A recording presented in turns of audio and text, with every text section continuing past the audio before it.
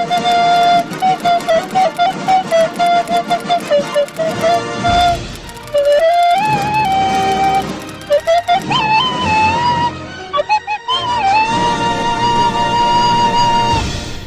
kepada korang yang tengah tengok video ni, sila tinggalkan jejak korang dengan komen hadir right now in the comment section below. Terima kasih.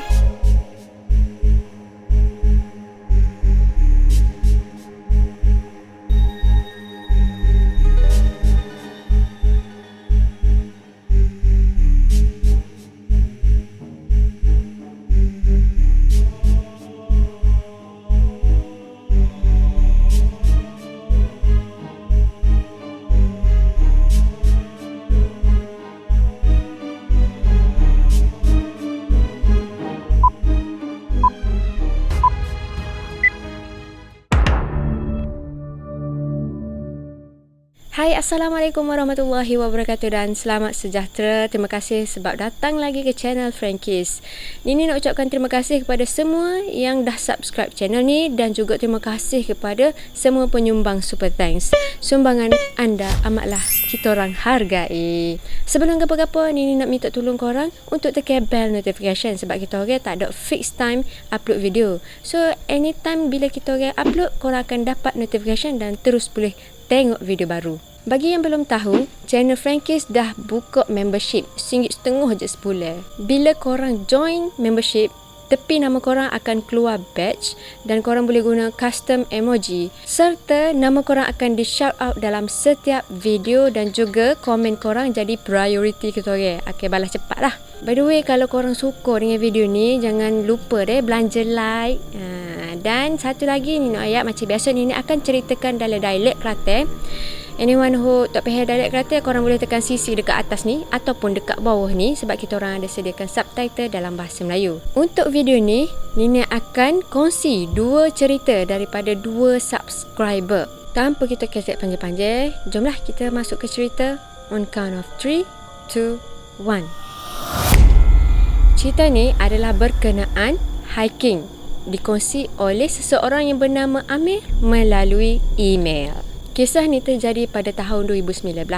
Amir ni, dia sangat baik dengan seorang cikgu sekolah. Tapi bukan cikgu sekolah dia. Dan dia sendiri ni tak tahu adakah dia pelajar atau dia juga seorang guru. Dia tak nyatakan pula dalam email ni. Dan ini cuba kontak dia, tapi dia tak reply. Noyaknya baiknya dia dengan cikgu sekolah ni deh.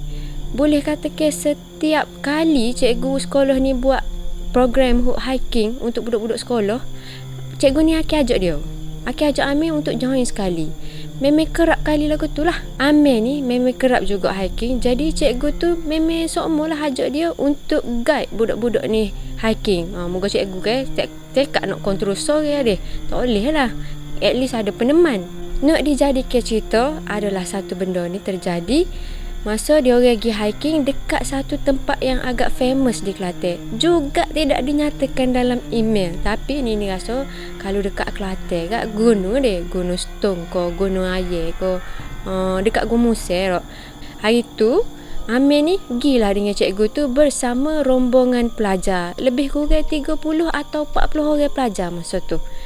Dia orang ni sebelum hiking naik ke atas gunung tu, dia orang pun pergilah ronda-ronda gua dulu. Dia orang pergi terus ke gua, jalan-jalan dulu dalam gua, gapo tengok-tengok, comel-comel tengok kelawar lah sekali dalam gua ni. Kena suka. Kena suka tengok kelawar. Aduh lam. Okay. Serius. Apa jadi geng ni? Lepas pada dia orang jalan-jalan dalam gua gapo tu, dia orang tupik gua, dia orang pun start lah hiking untuk naik ke tapak perkhemahan. Naik tu tak ada gapo pun. Naik mula-mula ada lah. Naik tapak perkhemahan. Siapa dekat tapak perkhemahan tu, dia orang tengok penuh. Maksudnya ada lagi set-set pendaki lain hok buka kemah situ. Memang ramai sangat hari tu. Pada orang pula ramai juga. 30 ke 40 orang dok. Bayar ke bukan 5 orang ni. Boleh selit-selit tepi-tepi kemah orang. Jadi cikgu dan juga Amir cubalah cari tempat hok memang boleh muat untuk 30-40 orang pelajar ni. Dia orang terpaksalah menyeberangi sungai. Sebabnya nak cari tapak hok memang betul luah. Tapi sungai tu bukan kata besar sangat lah. Nak dekat jugalah dengan tapak perkemahan pendaki lain tu.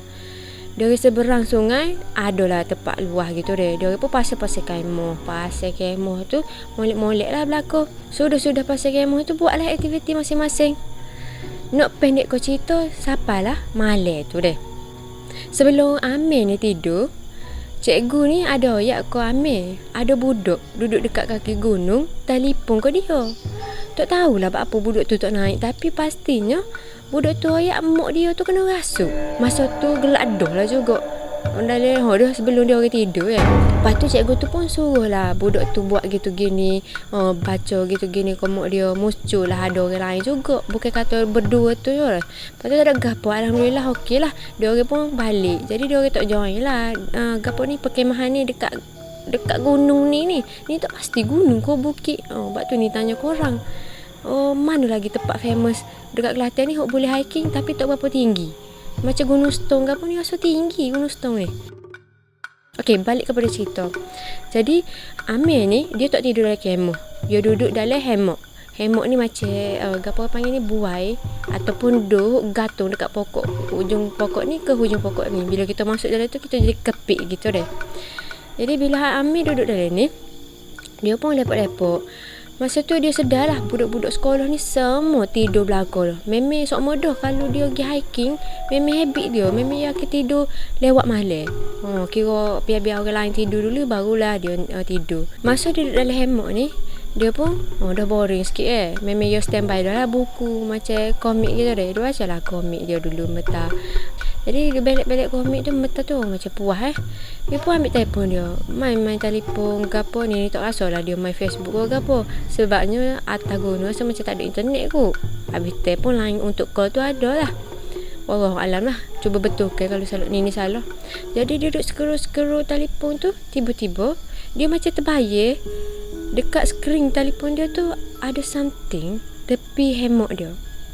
Dia nampak benda tu macam bayang hitam di skrin telefon dia lah ni. Tapi dia tak paling lagi. Dia pun dalam hati ni dia kata, ni mestilah ada benda ni.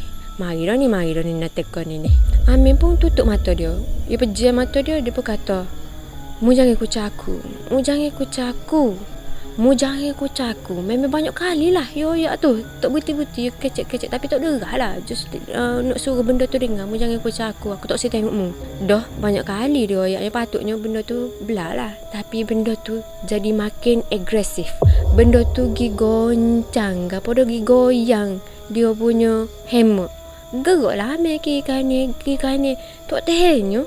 Bukan sekali dua. Duduk kocok-kocok sampai kau ambil terpelanting.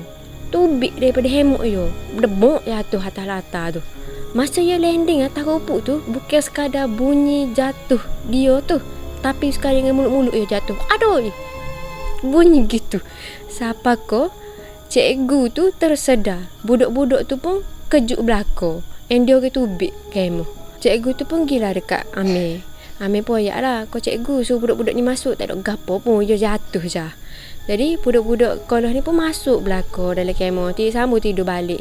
Kira degah jugalah Amir jatuh nak kejut habis budak-budak ni. Dia confirm budak-budak ni letih benar tidur. Tapi sebab bunyi yang kuat lah tu dia orang kejut. Amir pun istighfar banyak-banyak masa tu. Cikgu macam apa. Dia pun senyap dulu dia pun minta air dengan cikgu biar air ke apa.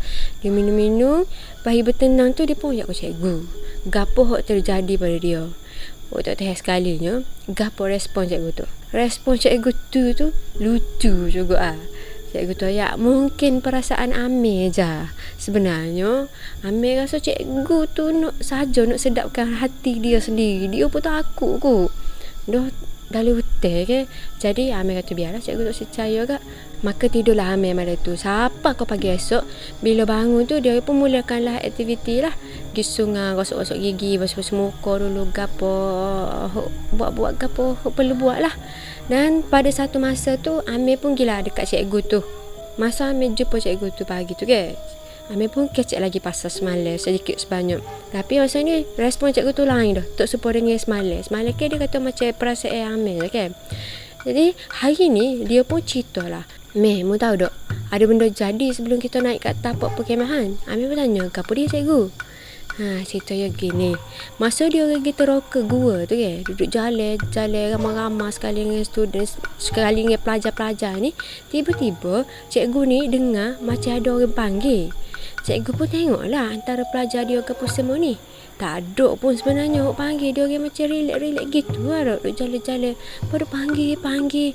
Tak tahulah dia panggil kan ada. Tapi tiba-tiba ada salah seorang pelajar ni buat ingin mulut gini nyahuk. Dia macam tegur lah orang panggil dia. Kita nyahuk dia panggil ko, kita bounce something, kita tegur ko. Macam tegur lah kan. Jadi mungkin sebab tu benda tu giken Amir malam tu. Sebabnya kalau dia makhluk halus ni tak nanti kau pergi kucar orang hok menegur dia. You boleh pergi kucar juga orang lain, mungkin satu grup. Jadi budak hok tegur benda tu tak kena kucar malam tu. Amir hok kena. Siapa kau jatuh daripada hemok. Amir pun kata, patutlah malam tu dia kena lagu tu. Sebabnya sebelum-sebelum ni memang dia tak rajin lah kena kucar ni. Walaupun dia banyak kali dah hiking di situ sini, memang tak rajin pernah kena kucar lagu tu. Selepas pada Amir duk buat-buat dengan cikgu tu gapo, dia pun terus ke perkemahan tu. Alhamdulillah tak ada gapo-gapo jadi. Dan dia pun balik lah. Masa hari dia orang balik tu kan, masa duduk memang nak balik ke sekolah, ke tempat rumah masing-masing tu, cikgu tu pun buka lah cerita dekat Amir ni. Cikgu tu ada budak-budak ni duk cerita ke dia lah. Budak-budak ni malam Amir jatuh daripada hemok tu. Budak-budak ni rasa ada benda sedang mengelilingi kemah dia orang. Macam ada benda jalan bunyi kata. Dia takut nak buka, memang duduk senyap gitu je. Waktu cara gitu ya. Tapi memang sepanjang malam lah. Amir kata tak mungkin lah. Sebabnya dalam ramai-ramai dia sorang duduk luar ke awal-awal ke. And dia tak ada jalan. Dan selepas dia jatuh tu, dia terus masuk dekat kemah cikgu tu. Tidur dekat kemah juga. Memang itu sudah lah pasal jalan-jalan tu hanya pelajar-pelajar sekolah tu khabar pasal benda tu duduk mengelilingi kemah dia orang. Pengalaman Amir ni katanya taklah seram mana macam pengalaman orang lain, tapi dia harap dengan cerita dia ni kita dapat ambil pengajaran, iaitu janganlah tegur pelik-pelik kalau nak masuk hotel kau, masuk gua kau, masuk tempat-tempat gitu. Memang tempat dia ada kan, janganlah tegur, jangan buat dengan mulut nak jawab kau, bang sedap bang busuk jangan gitu dah. Lepas tu dia juga kata siapa-siapa nak hiking boleh roger dia. Bila dia ayat gitu ni pun yalah tinggal lah contact number boleh lah siapa-siapa viewers ni berminat untuk hiking ramai-ramai boleh ajak Amir jadi tour guide guide lah lead. Tapi kat dia jawab kan dia tak apalah biarlah, jangan ajak siapa dia. Pandai-pandai asyik awak nak cari dia kan.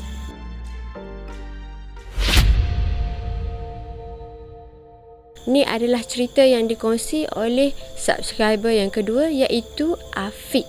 Afiq ni share cerita dia melalui Instagram, dan juga bila ni kontak tak boleh kontak dia. Instagram dia macam account suspend, deleted account dia activate gitu. Tapi nasib baik lah dia tulis belakang dah cerita dia, and walaupun agak pendek kita boleh memahami lah melalui cerita dia ni. Jadi cerita dia ni adalah berkenaan pasal abe dia hok boleh nampak benda-benda hok kita tak boleh tengok dengan mata kasar ni. Ada satu masa tu Afiq bersama dengan family dia berpindah dekat satu rumah ni. Jadi family of 4, iaitu Afiq, abang dia, mak dia dan juga ayah dia. Jadi bila dia orang berpindah ni, pindah pula tempat rumah ni memang lama dah kosong. Banyaklah kerja-kerja hok nak kena buat, nak kena cuci rumah, nak kena akak-akak barang ke apa, beki hok mana lebih-lebih ada gitu kan. Dia orang pun start lah. Hari pertama, hari kedua duduk kemah-kemah rumah lah. Hari ketiga tu Umi Afiq ni bagilah kerja, sebab dia orang ni macam nak sudah dah ke bersih-bersih rumah. Abah Afiq dan juga Afiq kena cuci bilik-bilik. Umi pula cuci dapur, manakala abang kepada Afiq ni kena cuci bahagian ruang tamu. Kemah-kemah dah lah masa ni. Jadi seharian tu dia orang pun kebah lah ke mahkamah rumah slow-slow lah. Tak lorak mana. Sapalah waktu maghrib. Dekat-dekat nak maghrib ni masa tersenja dah dia. Masa tu Umi, Abah dengan Afiq macam duduk sekali dah duduk kat dapur dia. Tiba-tiba Abang Afiq ni gila dapur. Masa ni Abang Afiq tu pun kecil lagi. Sekolah rendah lagi. Jadi abang si Afiq ni ayat ke Umi gini. Umi, ada orang dekat luar tu. Ada kawan Umi dekat luar duk tunggu Umi. Lepas tu macam Umi pun jenguk-jenguk lah keluar kan. Masa tu pintu tak tutup lagi. Pelik lah, dia kata tak ada. Dia pun ayat ke Afiq ni. Mana ada, Umi tak nampak pun. Ada Umi. Ada, dia pun tunjuk dekat pintu tu. Pintu depan lah, tak tutup kan. Ada tu kawan Umi nak masuk rumah, tapi dia terbang, dia tak jalan. Masa tu Umi pun cepat-cepat ambil telefon, buka lah YouTube. Nak suruh bacaan Al-Quran ni lah. Tak lama lepas tu Umi pun macam, masa tu Umi ajak lah Abang Afiq ke apa semua ni minum-minum air dulu kan. Dia orang nak stop lah untuk cuci rumah untuk hari tu. Nak mandi-mandi ke apa. Lepas tu Umi pun tanya lagi abang si Afiq ni, abang ada lagi tak kawan Umi kat luar tu? Abang Afiq pun balas lah ke Umi. Dia kata tak ada dah, tak ada orang dekat luar tu. Dia pun gila tutup pintu apa semua. Selepas beberapa hari dia ke mahkamah rumah tu, dia pergi dah rumah nenek dia. And then balik tu tak ada apa-apa lah. Kali kedua dia pergi rumah nenek, ada something nenek tu cerita. Rumah nenek dia orang ni dekat aja dengan rumah dia orang duduk ni. Area yang sama. Cuma kena jalan lah sikit dia. Masa tu Umi dengan Afiq pergilah buang dengan nenek. Abah Afiq dengan abang Afiq duduk lepok luar. Duduk, tak tahulah duduk agak punya. Masa Afiq duduk dengan Umi tu duduk buang dengan nenek, Afiq dengar nenek cerita. Dialog yang diberi memang kut luar. Gini kecik kut Kelantan juga deh. Payah beli lidah sikit. Nenek tu ayat gini. Maghrib hari tu ke, anak mung tu, si Abel tu, ya kat aku gini. Dia kata nenek-nenek, ada orang duduk luar. Masa tu aku kita lah. Ada orang, siapa dia ke? Lepas tu si Abel tu pun lah kat aku. Ada nenek, ada orang jatuh duduk luar. Dia duduk jalan, dia main kok ni. Tapi kat sihe ko dia nenek. Muka dia darah habis. Nenek kata, jatuh siapa dia? Tak kenal, tapi muka dia darah. Nenek kata, aku tengok lah luar tu memang tak ada orang. Dia kata, nenek, Abel tu dia jalan dengan muka. Masa tu aku kata, apa lagi lah anakmu si Abel tu masuk tutup pintu. Gitulah cerita nenek kepada Umi Afiq masa tu. Umi Afiq pun masa tu aku nenek pasal abang Afiq ni memang seumur nampak benda pelik-pelik. Jadi nenek pun kita kena cari ikhtiar lah, kena beri berobat lah nyanyi dia duduk tengok benda pelik-pelik. Jadi habislah cerita tu pada hari tu. Dan seterusnya cerita lagu ni. Kejadian lainnya pula lagu ni. Masa tu dia orang duduk lepok-lepok tengok TV rumah dak. Lepas tu Umi pun pergi dapur. Umi pergi dapur, metah Afiq tengok Abel dia pergi juga. Ingat kau pergi dapur. Tiba-tiba bunyi Abel dia duduk panggil Umi.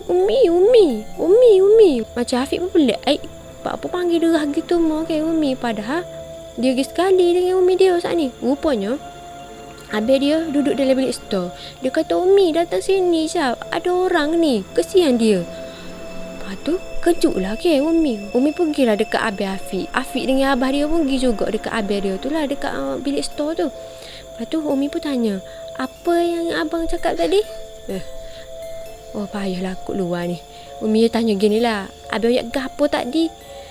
Kata tu Umi ada orang tiuk tu. Sial kat dia. Abel Afiq ni masa tu dia tunjuk dekat tingkap. Abel Afiq kata tu Umi tengok tu sial dia duduk tiuk.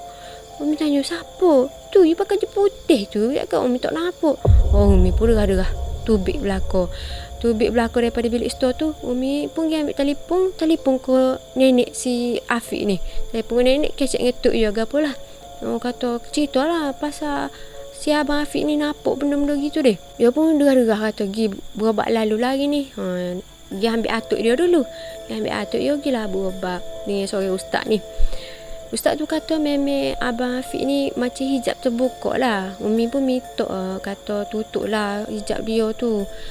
Kata siya dia kecil lagi dah. Lepas tu set-set ni pun takut juga main lah mentah-mentah panggil Umi tunjuk ni benda tak nampak. Tapi ustaz tu kata tak boleh nak tutup hijab dia. Mungkin boleh setakat-setakat dia boleh buat. Cuma tak sepenuhnya dia memang akan napuk juga. Mungkin umur 18 nanti, insya-Allah dengan izin Allah, hijab dia akan tertutup, katanya ustaz tu. Tapi sebenarnya tidak, sebab abang dia besar dulu ni. Abang dia mesti lagi napuk benda pelik-pelik, napuk belakang. Cumanya cerita dia habis di situ je. Sebab ni nak kontak si Afiq ni tak boleh. Macam ni nak tak ada IG dia deactivate dah. Ni nak dengar juga cerita pasal abang dia ni. Ni ada tanya juga dia sebelum IG dia deactivate ni. Dia tanya Afiq, lo ni abang tu boleh tengok ke? Jadi ada lagi duk cerita. Dia kata banyak sangat cerita daripada abang dia. Cuma dia kena minta izin dengan abang dia dulu untuk berceritanya. Ending dengan gitu conversation kita orang. Jadi Afiq, if Afiq duk tengok video ni, Afiq kontak akak lalu dah. IG ko, Telegram ko. Akak lama duk tunggu ni. Tiba-tiba tengok dia activate pula.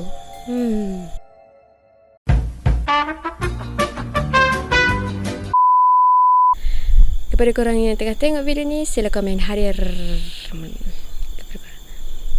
Hai kepada korang yang tengah tengok.